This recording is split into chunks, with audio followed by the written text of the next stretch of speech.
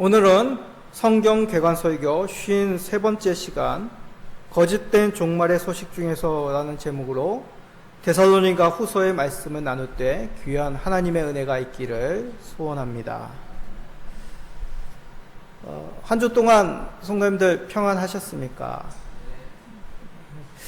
저는 이번 주에 정보의 중요성에 대해서 새삼 깨닫게 되었습니다. 잘못된 정보를 확신함에 넘어 진리로 인생의 방향으로 삼는 사람들에 대한 뉴스를 들었죠. 이들로 말미암아 국가적 외교 가운데 큰 위험이 있을 뻔하였습니다. 잘못된 정보, 저도 그런 경험이 있었습니다. 제 주변에 이런 잘못된 정보에 사로잡혀 바른 방향으로 살지 못하는 사람, 설득하고 또 그를 바르게 인도함에 참 마음 아프고 힘들었던 한 주가 아닌가 생각이 됩니다. 성도님들도 인생을 살면서 한 번쯤 이런 잘못된 정보로 곤욕을 당하신 경험이 있으실 것입니다. 지금도 어떻습니까? 스마트폰, 스팸 문자라고 하죠. 그런 금융사기 전화, 문자가 시시때때로 옵니다. 이런 잘못된 정보, 거짓 정보 어떻게 대처하고 계십니까? 요즘은 이런 광고 전화번호, 이런 스매싱 문자 그런 걸 걸러주는 앱, 어플이 따로 있죠. 그걸 깔면 이 번호로 온 것, 스팸 문자구나, 스팸 전화구나 미리 알 수 있어 그것을 차단할 수 있습니다. 그렇습니다. 거짓 정보를 걸러내기 위해서 필요한 것, 사실 여부를 확인하는 과정입니다. 바른 정보를 습득해야 된다는 얘기죠. 신앙에서도 동일합니다. 신앙은 어느 분야보다도 잘못된 정보, 그 내용에 쉽게 넘어갈 수 있습니다. 왜냐하면 신앙이란 것 자체가 사실관계보다 개인적인 믿음을 강조하는 경향이 있기 때문이죠. 그러다 보니 잘못된 신앙, 건전하지 못한 신앙으로 개인만이 아니라 주변 사람들 그리고 사회적으로 악영향을 주기도 합니다. 오늘 살펴볼 이 데살로니가 후서가 바로 이 내용을 우리에게 전하고 있습니다. 초대교회 가운데서도 거짓된 종말 사상으로 인해 잘못된 삶을 살아가는 성도들이 생겨나기 시작했습니다. 하나님은 바울 사도를 통해서 이를 밝히시고 바른 신앙을 가지고 살아갈 것을 당부한 말씀이 바로 이 데살로니가 후서입니다. 데살로니가 후서를 살펴보므로 데살로니가 교회에 있었던 잘못된 종말의 신앙의 모습이 무엇이었는지, 그리고 이것을 돌이켜 바른 신앙을 가지고 산다는 것이 어떤 삶을 살아가는 것인지를 한번 살펴봅시다. 그리하여 거짓된 종말 신앙이 난무하는 세상 속에서 바른 종말 사상을 가지시고 하나님 보시기에 옳은 삶을 사시는 모든 성도님 되시기를 간절히 소원합니다. 자, 먼저 이 데살로니가 후서의 특징을 살펴봅시다. 데살로니가 후서는 말 그대로 데살로니가 교회 성도들에게 보내는 두 번째 편지입니다. 지난 시간에 데살로니가 교회의 가장 큰 특징은 뭐라고 했습니까? 박해로 인해서 바울 사도가 몇 달뿐이 짧은 시간만 머물러 복음을 전하여 세운 교회가 이 데살로니가 교회라고 하였습니다. 그러다 보니 갓 태어난 아이를 생각하듯이 그 애틋한 마음으로 바울 사도는 이 데살로니가 교회와 성도를 생각하였던 것이죠. 이들이 들은 복음대로 믿음에 거하는지, 구원받은 성도답게 섬기며 이웃들에게 배려의 삶을 살고 있는지, 그리고 바른 신앙 가운데 빛된 삶을 살고 있는지 간절하게 그 당부의 내용을 담아 전한 것이 데살로니가 교회에 보낸 첫 번째 편지, 데살로니가 전서였습니다. 그런데 이 첫 번째 편지를 보낸 후 얼마 있지 않아 데살로니가 교회에 대한 소식을 들었습니다. 잘못된 종말 신앙으로 옳지 못한 삶을 살아가는 성도들이 이 교회 가운데 생겨났다는 그런 안타까운 소식을 접한 것이죠. 그래서 바울 사도가 급하게 붓을 들어 쓴 두 번째 편지가 바로 이 데살로니가 후서입니다. 데살로니가 후서를 보면 어떻습니까?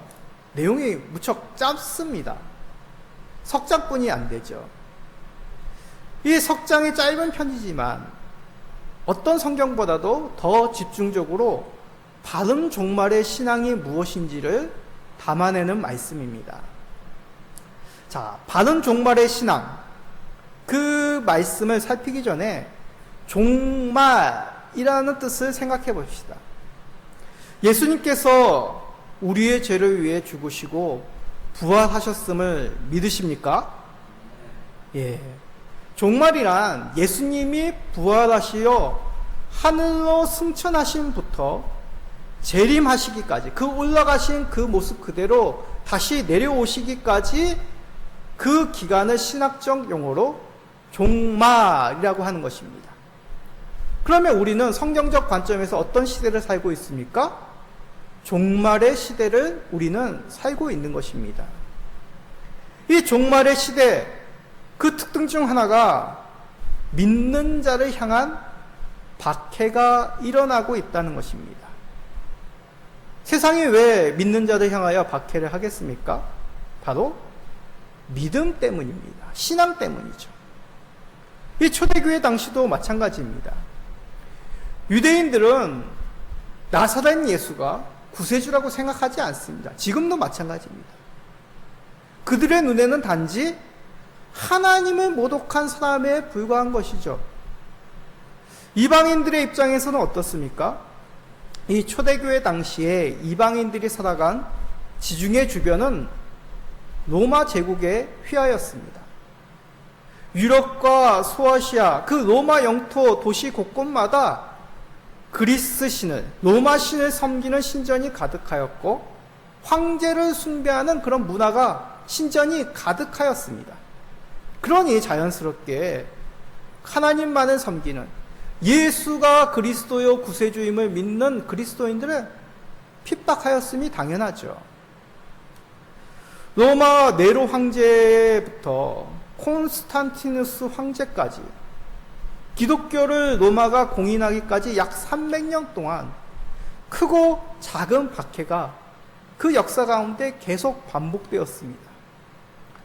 네로 황제 전에도 마찬가지입니다. 사도행전을 보십시오. 복음을 전하는 곳곳마다 유대인들이 방해하였습니다. 이방인들은 조롱하였습니다. 이런 종말의 박해 가운데 성도는 과연 어떻게 살아가야 되냔 말이죠. 첫 번째입니다. 주께서 오셔서 구원하심을 믿고 주 예수 그리스도의 재림을 소망하여야 됩니다. 다시 말씀드립니다.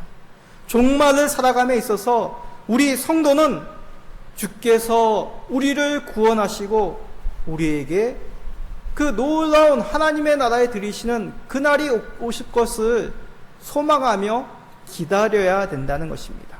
자, 그 내용 데살로니가 후서 1장 7절에 있습니다. 읽어봅시다. 환난을 받는 너희에게는 우리와 함께 안식으로 갚으시는 것이 하나님의 공이시니 주 예수께서 자기의 능력의 천사들과 함께 하늘로부터 불꽃 가운데 나타나실 때에, 자, 주께서 오심의 모습이 어떻습니까? 하늘로부터 천사들과 함께 불꽃 가운데로 오신다고 하십니다. 이것을 어떤 재림의 특별한 광경으로 그렇게 보기보다, 눈으로 보이는 어떤 가시적인 현상으로 보기보다 의미를 더 깊이 생각하십시오. 주님의 권능, 심판의 주로 오신다는 것이 천사들과 함께 하늘로부터 불꽃 가운데 오신다는 뜻입니다. 주님의 권능으로, 심판의 주로 우리 예수님이 다시 오신다는 것이죠. 좀 섬뜩하시죠, 약간. 그런데 우리가 이것을 두려움으로 받지 말아야 될 이유, 뭐라고 얘기합니까?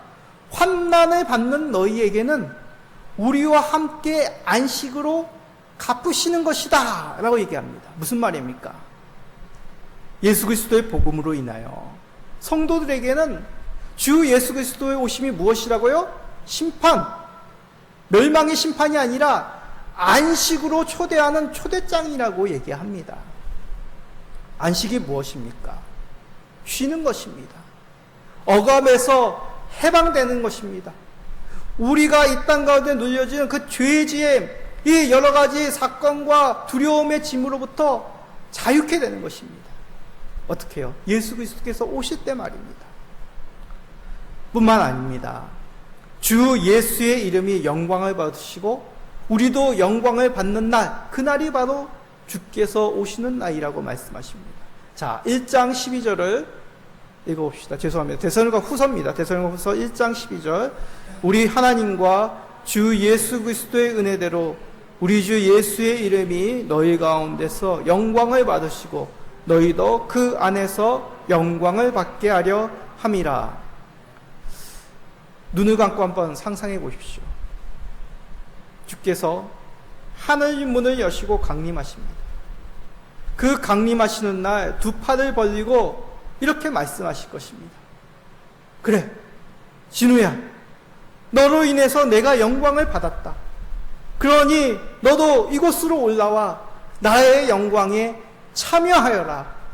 그날이 바로 주 예수님이 강림하시는 날이라고 말씀하십니다. 우리 성도님들, 이 영광 함께 누리시지 않으시겠습니까? 다른 것에 있지 않습니다. 종말을 살아가는 우리가 주 오심을 기다리며 믿음을 지키는 것입니다. 점점 교회 안에서도 주 오심에 대해서 관심이 없는 사람들이 많아지고 있습니다. 현실의 삶에서만 목말라 하고 평안함을 간절히 바라는 그러한 얄팍한 신앙을 우리가 점점 물들고 있지는 않습니까? 가정에서, 직장에서도 주의 백성으로 믿음을 지키며 주 오심을 소망하시는 성도님들 되시기를 간절히 기도드립니다. 자, 그런데 이 당시에 데살로니가 교회에는 주께서 오심에 대해서 관심이 없는 사람이 있었던가 하면 또 반대로 이미 주께서 오셨다, 그렇게 믿는 성도도 있었습니다. 자, 그 내용 데살로니가 후서 2장 2절에 있습니다. 영으로나 또는 말로나 또는 우리에게서 받았다 하는 편지로나 주의 날이 이르렀다고 해서 쉽게 마음이 흔들리거나 두려워하거나 하지 말아야 한다는 것이라. 자, 여기서 주의 날이 이르렀다고 주목해 보십시오. 이건 과거의 시제입니다. 과거에 벌써 주의 날 이르렀다고 생각하는 사람 있다는 얘기죠. 주의 날이 뭡니까? 심판의 날, 마지막 주께서 재림하시어 그 심판을 하시는 날이 주의 날입니다. 벌써 주께서 강림하시어 이 땅 가운데 심판의 날이 벌써 이미 이르렀다라고 주장하는 사람들이죠. 왜 데살로니가 교회에 이런 사람들이 생겨났는지 정확한 이유는 알 수 없습니다. 그러나 이 말씀 데살로니가 후서 2장 2절의 말씀을 보면 주의 심판이 날이 이미 이르렀다고 주장하는 사람들의 말과 편지를 받은 것으로 보입니다. 자, 데살로니가 교회 성도들의 입장에서 한번 생각해 보십시오. 예수 믿는다고 세상으로부터 핍박을 받고 있습니다. 그러던 차에 어떤 사람들이 와서 이미 예수 그리스도께서 이 땅 가운데 강림하셨어, 그렇게 말을 하면 어떤 심정이 될까요? 마음이 흔들리겠죠. 두려움이 생깁니다. 흔들림과 두려움의 관계를 생각해 보십시오. 흔들림의 원인은 많은 경우 두려움 때문일 수가 있습니다.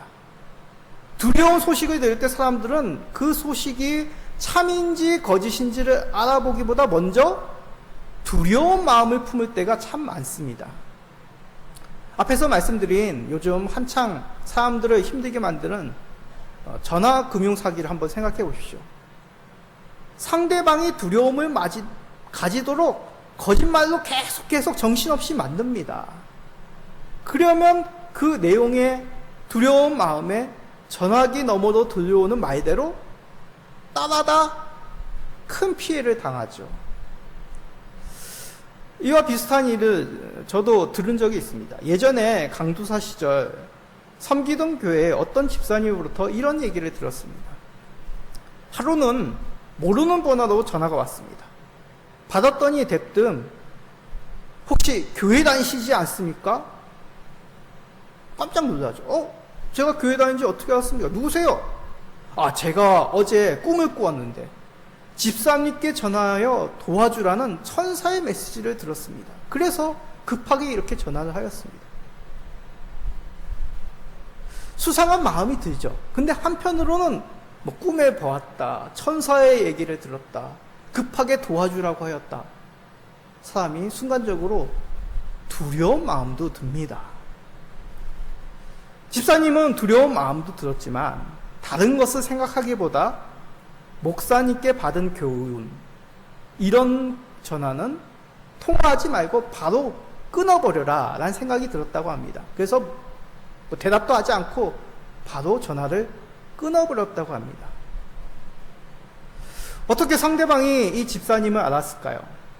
생각해보면 알 수 있는 방법이 아예 없지는 않습니다. 요람이라든지 교회 홈페이지라든지 아니면 여러 가지 주변에 수소문을 통해서 어떻게 알면 알 수도 있죠. 그러나 그런 일말의 방법을 생각하지 못하고 두려운 마음에 사로잡히면 이 거짓된 말에 쉽게 미혹이 됩니다. 이 집사님이 이런 거짓된 말에 넘어가지 않았던 이유가 무엇입니까? 그렇습니다. 배운 대로 행하였기 때문이죠. 두 번째 내용입니다. 거짓된 종말의 소식 중에서 우리가 꼭 간직해야 될 말씀. 성도는 배운 진리를 붙잡을 때 미혹되지 않습니다. 다시 한번 말씀드립니다. 이 종말의 시대 속에서 우리는 하나님의 말씀, 그 진리를 붙잡아야 된다는 것이죠. 데살로니가 후서 2장 15절에서 이렇게 말씀하십니다. 읽어봅시다. 그러므로 형제들아, 굳건하게 서서 말로나 우리의 편지로 가르침을 받은 전통을 지키라. 거짓된 정보로 인하여 두려운 소식에 흔들리지 말아야 합니다. 굳건히 서서 가르침을 받은 전통을 지킬 때 가능하다라고 얘기합니다. 여기서 얘기하는 가르침을 받은 전통이란 이전에 사도를 통하여 믿음의 선지자를 통하여 배움받은 그 하나님의 말씀에 대한 가르침을 뜻합니다. 받은 진리를 잊지 말고 붙잡을 때 미혹하는 위협으로부터 흔들리지 않고 굳건하게 살 수 있다는 얘기죠. 자, 그러면 데살로니가 교회가 받은 사도로부터 받은 진리가 무엇이냐? 자, 오늘 우리가 본문 읽었던 2장 3절부터 12절의 말씀입니다. 근데 이 말씀이 굉장히 난해한 말씀입니다. 자, 제가 간략히 요약합니다. 요약하면 이런 내용입니다. 적 그리스도가 나타나기까지 주의 심판의 날은 오지 않았다. 적 그리스도가 무엇입니까? 자신을 하나님같이 높이며 하나님을 대적하고 그리스도를 모방하여 교회와 성도를 미혹하는 세력, 그 존재가 바로 적 그리스도입니다. 이 적 그리스도가 나타나기 전까지 주의 마지막 심판의 날은 임하지 않는다는 것이 사도를 통하여 배운 바입니다. 이 적 그리스도의 존재에 대해서 두려워하지 마십시오. 적 그리스도는 하나님이 정하신 때가 아니면 활동할 수 없다고 합니다. 막는 자가 잠시 허용을 하나 활동할 수 있게끔 놓아주나 결국 그리스도께서 이를 심판하십니다. 또한 적그리스도에게 미혹된 자들도 심판합니다. 이 내용이 바로 12절까지의 내용이죠. 자, 이 내용을 곰곰이 묵상하면 요한계시록과 다르지 않습니다. 적그리스도가 나타나기 전까지 주의 심판은 날은 오지 않았습니다. 그래서 예수님의 재림에 대해서 제자들에게 이렇게 말씀하셨죠. 자, 예수님께서 제자들에게 하신 말씀입니다. 누가복음 17장 23절 24절입니다. 사람이 너희에게 말하되 보라 저기 있다 보라 여기 있다 하리라. 그러나 너희는 가지도 말고 따르지도 말라. 번개가 하늘 아래 이쪽에서 번쩍여 하늘 아래 저쪽까지 비침같이 인자도 자기 날에 그러하리라. 주의 재림은 어느 한 지역, 어느 특정한 사람들에게만 알게끔 임하시는 것이 아니라는 얘기입니다. 생각해 보십시오.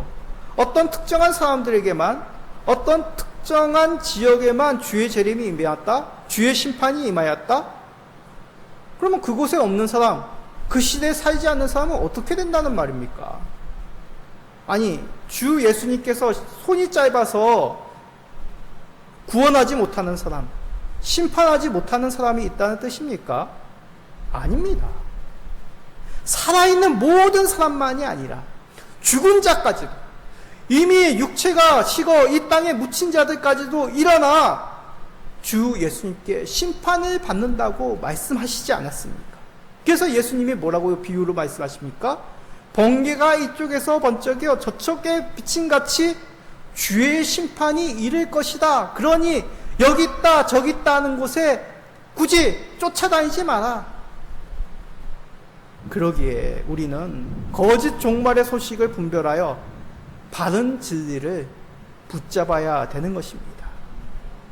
기록된 말씀을 바르게 알지 못하면 이 거짓 종말의 소식에 두려움에 사로잡혀 미혹되어 이곳인가 저곳인가 두루다니며 기웃거리게 된다는 얘기죠. 지금 안타깝게도 대한민국 사회가 이단으로 너무나 시끄러웁니다. 얼마 전 이단의 집회 장면을 너튜브 숏 영상으로 봤는데 충격이었습니다. 꽃다운 청년 수백 명이 일사불란하게 움직이며 교육을 받고 구호를 외치고 그러더군요.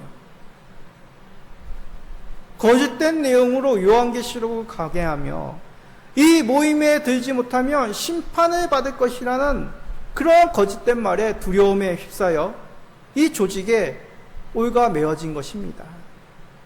안타깝습니다. 안타까워. 이러한 시대 가운데 기록된 말씀을 바로하라, 거짓된 종말의 소식 중에서 흔들리지 않으며 굳건하게 바른 진리 가운데 믿음 생활하시는 우리 모든 성도님 되시기를 간절히 소망합니다. 자, 그러면 질문이 생깁니다. 목사님, 바른 진리 가운데 믿음 생활하는 것은 구체적으로 어떻게 살라는 것일까요? 하나님은 바울 사도를 통해 데살로니가 교회에서 거짓된 종말의 소식으로 잘못된 삶을 살고 있는 자들을 언급하십니다. 잘못된 경우죠. 자, 데살로니가 후서 3장 11절입니다. 우리가 들은즉 너희 가운데 게으르게 행하여 도무지 일하지 아니하고 일을 만들기만 하는 자들이 있다 하니. 자, 데살로니가 교회 성도 중 일부 사람들은 게을러서 땀 흘리지 않고 노동하지 않는다고 하였습니다. 더 나아가 남의 일에 회방까지 하는 것이죠. 왜 이들이 일을 하지 않았을까요? 우리가 살펴본 그 앞의 내용과 연관이 있습니다. 잘못된 종말에 대한 이해 때문이죠. 예수님께서 이미 재림하셨다. 그렇게 일하면 어떤 생각이 듭니까? 아, 그러면 지금 일하는 게 뭐가 중요해? 이들은 생각합니다. 나는 예수님을 이미 믿었기에 재림하신 주로 난 천국에 들어갈 거야. 그러니 이 땅에서 육체의 양식을 구하는 것이 뭐가 중요해? 그래서 무질서하게 행하며 남의 양식을 축내는 삶을 살아가는 사람이 데살로니가 교회에서 생겨났다는 것이죠. 아니, 안 믿는 사람이 봐도 참 부끄러운 사람 아닙니까? 그런데 이들은 뻔뻔하게 오히려 큰 소리를 칩니다. 열심히 맡은 일에 충실하며 다른 지체에 피해를 주지 않으라는 이 성실한 성도들에게 오히려 참견하며 자신이 옳다고 주장합니다. 이런 자들에게 하나님께서 말씀하십니다. 단호히 명령하십니다. 그 내용 12절에 있습니다. 읽어봅시다. 이런 자들에게 우리가 명하고 주 예수 그리스도 안에서 권하기를 조용히 일하여 자기 양식을 먹으라 하노라. 조용히 일한다는 것은 평온함에 거한다는 뜻입니다. 부산하게 남에게 자신이 옳다, 공동체를 소란케 만들지 말라는 뜻입니다. 그리고 자신이 땀 흘리는 결과로 얻은 양식을 만족하며 그 땀 흘림의 충만함을 누리라고 말씀하신 것이죠. 우리는 이 말씀을 주의 깊게 살펴야 됩니다. 우리는 종말의 시대를 살아간다가 였습니다. 그러나 이것은 두렵고 부산을 떨 일이 아니라는 것이죠. 오히려 하루하루 주께서 맡겨진 일에 성실함으로 임하여 일상을 살아가는 것이 우리 성도의 아름다운 삶이라고 말씀합니다. 거짓된 종말의 소식이 난무하는 이 세상에서 우리가 간직한 말씀, 게으르지 말고 성실히 맡겨진 일에 충성하는 삶입니다. 그래서 우리는 이 종말의 시대 속에서 긴장함과 평안함에 대해서 균형 있게 살아야 됩니다. 주께서 오시어 우리를 건지시고 주 예수 믿음으로 억울함을 갚으실, 소망을 잊지 않게 우리에게 당부하신 그 말씀으로 우리는 기다려야 됩니다. 그렇다고 주 오심에 대한 소망의 마음만 가득하여 거짓된 소식에 미혹되어 분주하게 소란케 해서는 안 된다는 얘기죠. 우리는 진리에서 벗어나 엉뚱한 곳에서 구원의 길을 모색할 것이 아니라 주께서 맡겨진 그 일상을 소중히 여기며 바른 믿음으로 살아야 됩니다. 그것이 하나님께서 우리에게 주신 마땅한 삶이라는 얘기죠. 우리는 예수 그리스도로 말미암아 살아가는 인생입니다.